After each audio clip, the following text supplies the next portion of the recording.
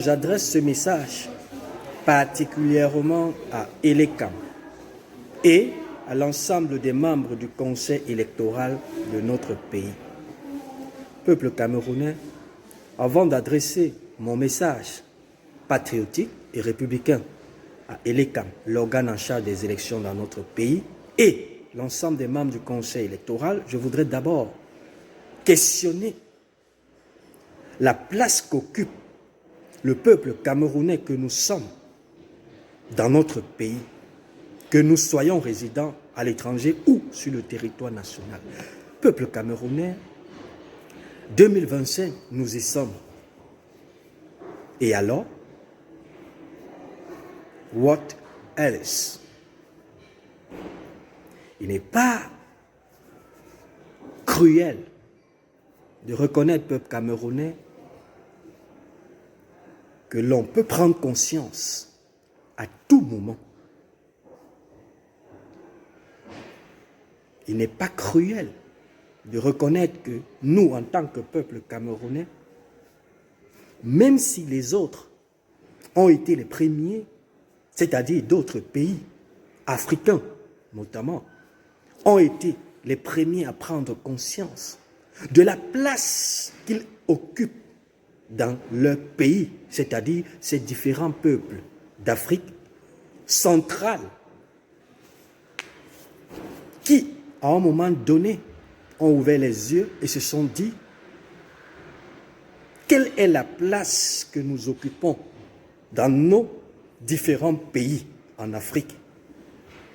Cette question, comme je l'ai dit d'entrée de jeu, je me suis permis de la mettre sur la table ce matin afin que chacun d'entre nous, citoyens camerounais, quel que soit le pays de résidence dans lequel vous vous trouvez, il est impératif, ce 2 janvier 2025, de se poser cette question et d'en trouver des réponses, prioritairement avant octobre 2025, pour le bien de la nation elle-même.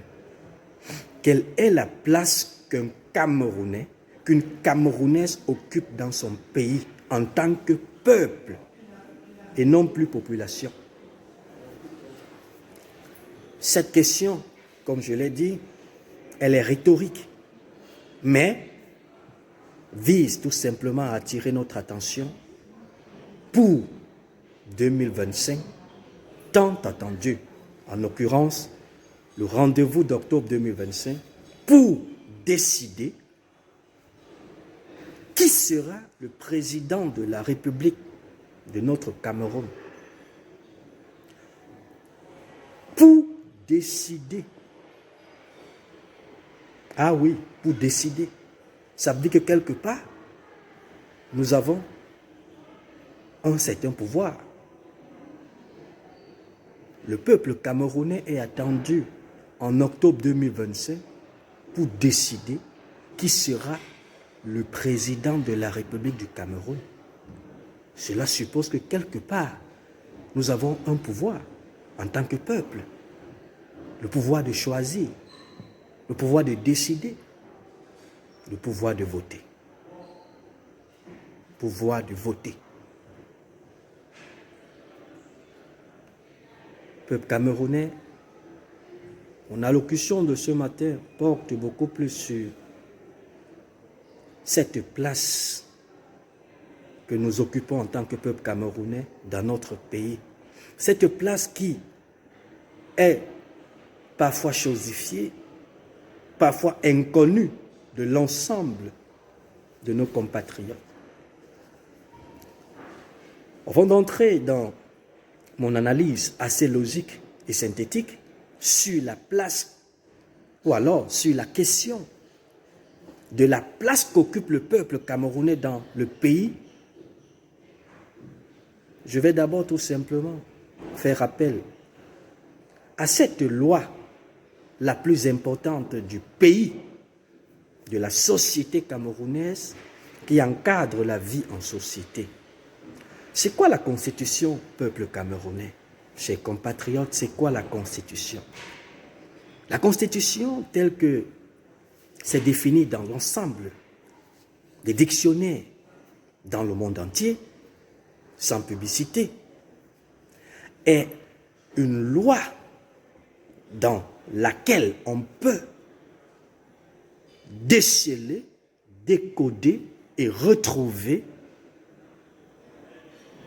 ce que le peuple camerounais ou alors ce que un citoyen appartenant à un pays détient comme privilège. Primo, la Constitution du Cameroun présente l'ensemble des privilèges du peuple camerounais. En l'occurrence, la liberté de penser, la liberté d'opinion, la liberté de se fixer un lieu, l'égalité de tous et de toutes vis-à-vis des devoirs, vis-à-vis des droits, l'égalité de tous et de toutes devant la justice,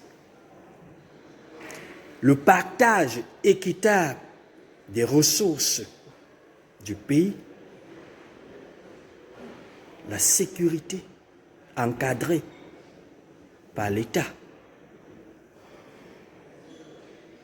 le droit à l'éducation, à la santé, de façon équitable à l'ensemble des Camerounais, quel que soit leur sexe, leur origine, leurs opinions, leurs choix politiques, leur appartenance à une association, leurs idées ou pensées qui convergent ou qui divergent, et j'en passe.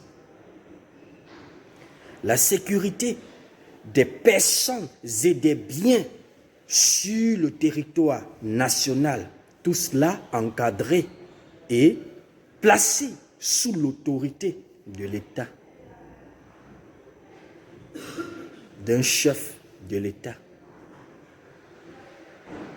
qui incarne la souveraineté nationale qui appartient au peuple camerounais. Peuple camerounais, un peuple en quête de repères, revendique en sachant ce qu'il revendique. On ne peut pas revendiquer dans un pays ce qu'on ne connaît pas. Il était impératif pour moi de mettre ce préambule sur la table pour qu'ensemble on puisse comprendre en réalité qu'il est temps pour nous, peuple camerounais, de savoir quelle est la place que nous occupons dans notre pays, primo. Et en secondo, de vérifier si l'État, c'est-à-dire le président Paul Biya, aux heures actuelles avec son gouvernement, premièrement, respecte cette place que nous occupons. Et deuxièmement, respecte l'ensemble des privilèges de l'ensemble des citoyens camerounais tels que prévus par la Constitution. S'il faut s'intéresser à l'État dans son ensemble, partant du président de la République, passant par les membres du gouvernement, jusqu'à ces différents maires de région, il faut bien que l'on se questionne également et que l'on puisse, à un moment donné, se dire, en démocratie, le peuple choisit, vote ou nomme ses dirigeants et est en capacité de les remplacer, de les chasser, démocratiquement parlant, dans la paix, lorsque ça ne va pas. Le peuple camerounais, parce que nous sommes à une ère où rien ne va dans notre pays, il y a lieu de nous dire, en nous regardant dans les yeux, que nous devons plus que jamais rester unis afin d'aller aux urnes en 2025, en l'occurrence, en octobre 2025, dans quelques mois, pour choisir qui sera le nouveau ou le prochain président de la République du Cameroun. Je dis bien de façon objective et de façon consciencieuse. La structure de l'État aux heures actuelles dans notre pays questionne pas seulement les nationaux, mais également les internationaux. En ce sens où, en faisant appel à la notion de relation internationale, qui laisse croire que aucun pays ne peut vivre en situation d'autarcie, c'est-à-dire renfermé sur lui-même, raison pour laquelle des échanges existent entre les pays. Dans les échanges entre les pays, on peut bien noter qu'aujourd'hui, le Cameroun a été trompé, s'il faut dire, dans presque tous les domaines de la vie en société.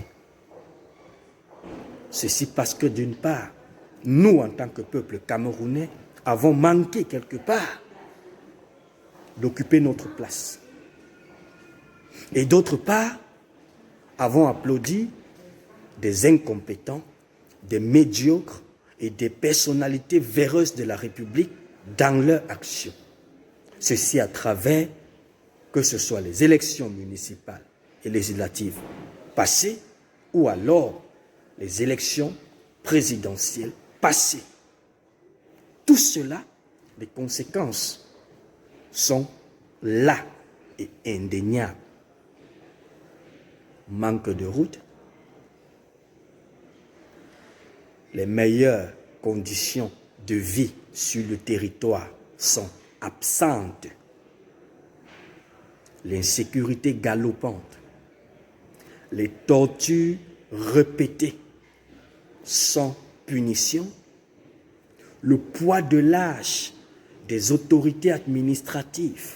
S'il faut seulement faire allusion aujourd'hui aux 3 premières personnalités importantes dans un pays normal, à savoir le président de la République, à travers la présidence de la République dont il incarne, le président du Sénat, à travers la présidence du Sénat dont il incarne, le président de l'Assemblée nationale, à travers la présidence de l'Assemblée nationale du Cameroun dont il incarne. Les 3 réunis au Cameroun nous donnent aujourd'hui 270 ans. Prenons le cas d'un pays comme le Sénégal à côté de nous, où la somme des 3 âges, des 3 premières personnalités de la République du Sénégal actuelle donne 135 ans. Lorsque je fais 270 ans divisé par 2, je trouve 135.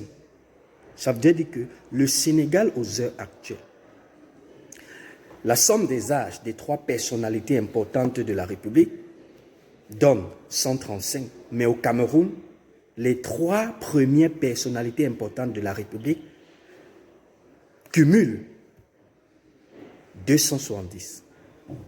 Sur le plan économique, le budget du Cameroun pour 2025 se retrouve dans les 7 milliards et quelques. Le Sénégal, il y a 30 ans aujourd'hui, n'avait pas un budget qui pouvait avoisiner le nôtre, ne serait-ce que parce que riche sur notre territoire.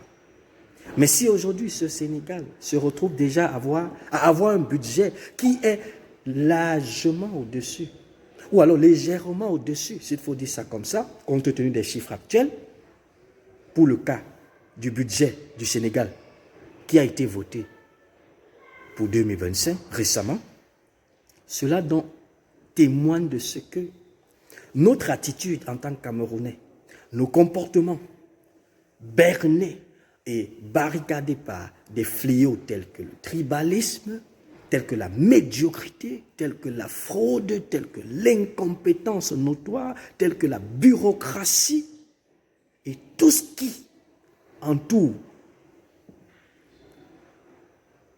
le vol et les détournements secs des deniers publics, justifie clairement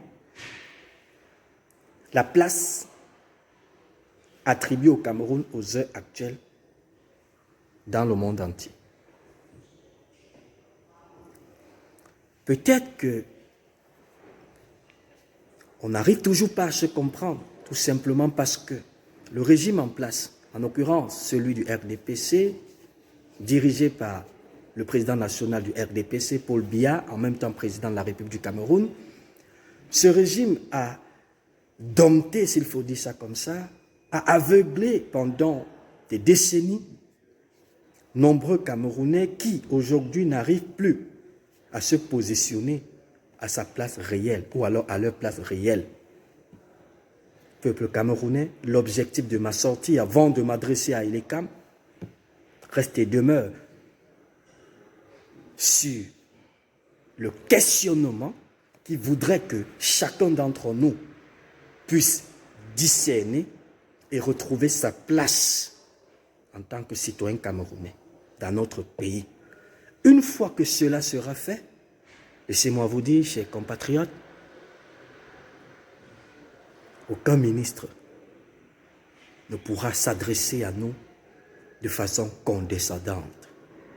Aucun ministre ne pourra oser privatiser les budgets alloués à son département ministériel pour garantir les conditions de vie, surtout meilleures, de l'ensemble des Camerounais.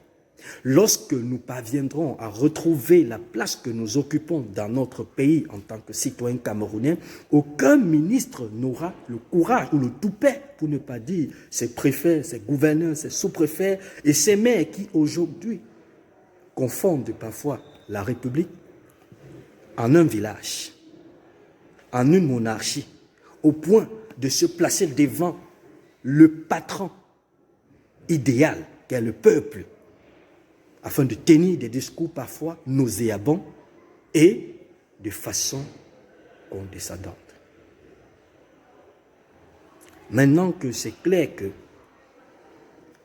nous devons tous prendre conscience, peuple camerounais, de ce que nous avons une constitution, et s'il faut citer cette constitution telle que les juristes, les magistrats ont disposé, on peut se rappeler tout simplement que la constitution du Cameroun est cette loi du 2 juin 1972 qui a été modifiée via l'ordonnance numéro 96, base 06, du 18 janvier 1996, et enfin remodifiée par l'ordonnance numéro 2008, base 001, du 14 avril 2008, signée par le chef d'État actuel, Paul Biya. Dans l'histoire de notre Constitution, lorsque vous observez les préambules de la Constitution, l'ensemble des détails que je viens de vous présenter, en l'occurrence les privilèges que nous méritons en tant que citoyens camerounais, sont prévus dans cette Constitution au niveau de son préambule. Au niveau de son préambule. C'est-à-dire que pour ne pas parler de l'article 1 jusqu'à l'article 67, parce qu'il y a lieu de rappeler que la dernière modification de la Constitution, en 2008, nous donne une loi décrite et détaillée sur 67 pages, exclut les pages du préambule. Alors que la Constitution de 1996 nous donnait bel et bien 60 pages et inclut le préambule.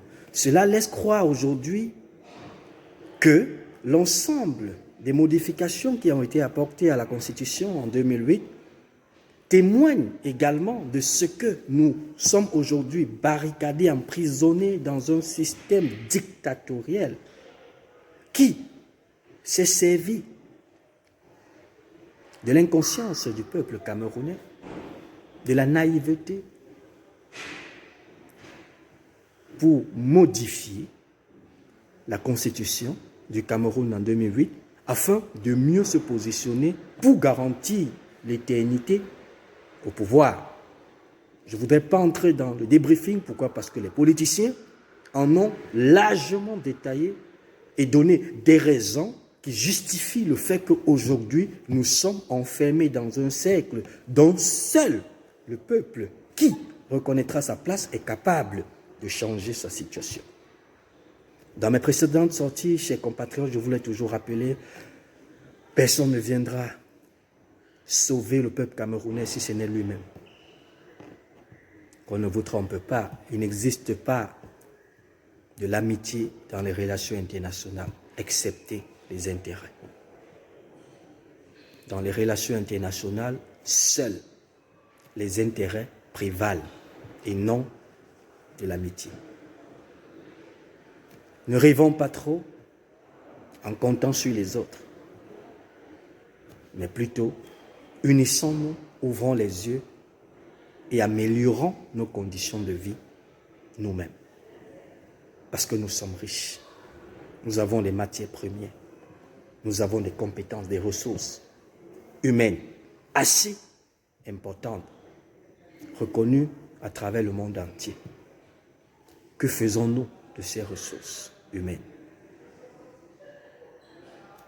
Le régime en place, dans son bilan, démontre à suffisance qu'en réalité,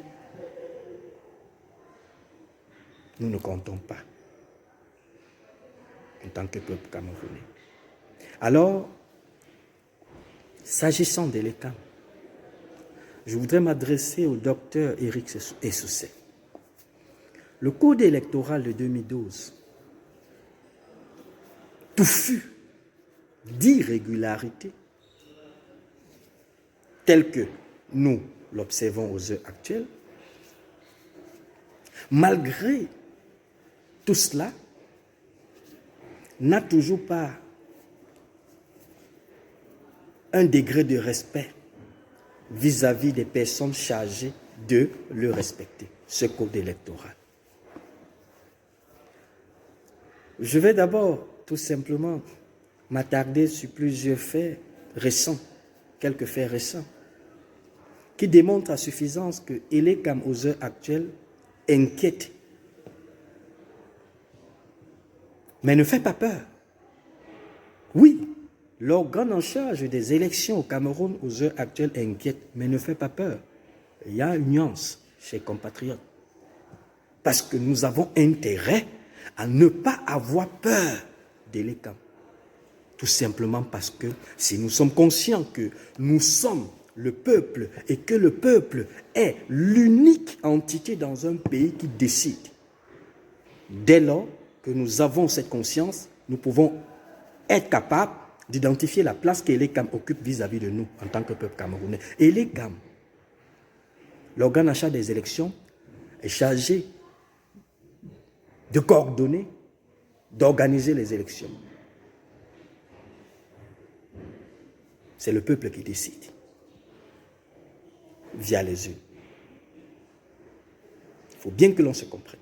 Alors, monsieur le directeur général d'Elecam, Dr Éric Essoussé, les dispositions prévues dans les articles 74 et 76 du Code électoral, la loi de 2012, prévoient que les inscriptions doivent s'ouvrir chaque 1er janvier de chaque année et se refermer le 31 août. Nous osons croire que les dispositions prévues dans ces articles et encadrées par ces articles seront respectées et sont respectées dès ce 2 janvier, compte tenu du fait que le 1er janvier 2025 était férié. Nous n'avons pas à ce jour, à cette heure, les informations relatives à l'ouverture de l'ensemble des bureaux d'inscription sur les listes électorales, que ce soit en diaspora ou sur le territoire national, aux heures actuelles. Raison pour laquelle je préfère laisser ce point. Mais je reviens sur l'une des sorties du DG de l'Elecam en date du 30 décembre 2024, sortie dans laquelle on peut voir le DG de l'Elecam présenter au peuple camerounais un communiqué de presse dans lequel il reste superficiel, malin et mesquin, en présentant conformément à ce que la loi lui demande de faire. C'est-à-dire, le Code électoral de 2012 exige et oblige le DG de l'ECAM à afficher, à publier la liste de tous les inscrits sur les listes électorales chaque 31 décembre de l'année. Mais le docteur Éric Essousset choisit quand même de mépriser le peuple, de démontrer que le peuple ne lui sert à rien et que le peuple est derrière lui et non plus son chef, en produisant un communiqué de presse dans lequel il se limite uniquement à plaquer des chiffres. 7 millions et quelques d'abonnés au total. Cette façon de réagir démontre à suffisance la place de l'ECAM vis-à-vis du RDPC, parti au pouvoir, que nous ne devons pas négliger dans un premier temps, et de deux, fermer les yeux, comme nous l'avons toujours fait, chers compatriotes. Mais cependant, je voudrais tout simplement attirer l'attention de l'ECAM, du directeur Éric Essousset, du comportement qu'il affiche vis-à-vis d'un peuple en quête de liberté, en quête de changement, en quête d'alternance, en quête d'un souffle nouveau à la tête de l'État. Peuple camerounais, je l'ai dit, connais tes droits, connais tes devoirs et tu vivras paisiblement. Face à la dictature, face à l'oppression, face à l'injustice, si tu connais tes droits et tes devoirs, tu seras libre. Monsieur le directeur général de l'ECAM, une fois de plus, j'associe ma voix à l'ensemble de ces politiciens, leaders de partis politiques qui attirent votre attention au quotidien sur votre comportement, sur vos intentions visant à aider le chef de l'État actuel, président Paul Biya, à s'éterniser au pouvoir. J'associe ma voix, monsieur le directeur général de l'ECAM, à celle de ces hommes politiques conscients de la place qu'occupe un peuple dans notre pays, pour ne pas dire population. J'associe donc la mienne pour vous demander de respecter les Camerounais. De respecter les Camerounais. Il n'y a pas plusieurs façons de respecter un peuple. Respecter un peuple suppose tout simplement de lire les textes et de les appliquer. That's all. Monsieur le ministre du président Paul Biya, il n'y a pas plusieurs façons de respecter un peuple. Respecter un peuple, c'est récupérer les articles de la Constitution, les lire mot par mot, phrase par phrase, paragraphe par paragraphe, et les appliquer. Monsieur, les 800 collaborateurs directs du chef de l'État, Paul Biya, il n'y a pas plusieurs façons de respecter un peuple. La seule façon de respecter un peuple, c'est de récupérer la Constitution, lire ses articles et les mettre en pratique. That's all. Ainsi, le Cameroun sera heureux. Ainsi, l'image de notre pays sera préservée à partir, que ce soit de l'étranger ou alors sur le territoire national. Il n'y a pas plusieurs façons de respecter un peuple. C'est d'appliquer les lois. Tout court. Peuple camerounais, restons éveillés, restons conscients de la place que nous occupons dans notre pays en tant que peuple camerounais, malgré la montée en puissance du tribalisme qui n'existe que sous nom et qui reste et demeure un fait dont, personnellement, je n'y crois pas.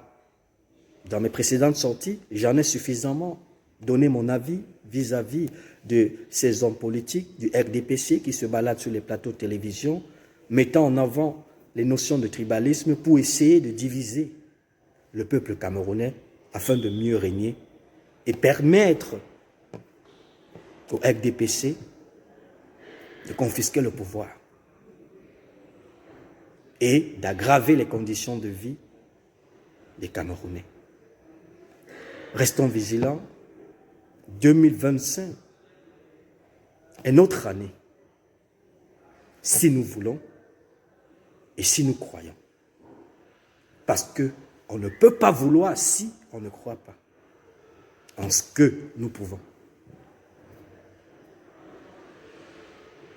La Constitution reste et demeure l'unique loi de la République qui encadre et qui garantit les conditions de vie d'un peuple sur le territoire dans lequel il vit.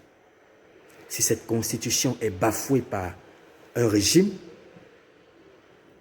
nos lendemains ne peuvent pas être garantis. Et parce que nous sommes le peuple appelé à choisir nos dirigeants, choisissons donc les dirigeants que nous méritons. Que nous méritons. Que nous méritons en tant que peuple camerounais, fort, intelligent, courageux, travailleur et excellent.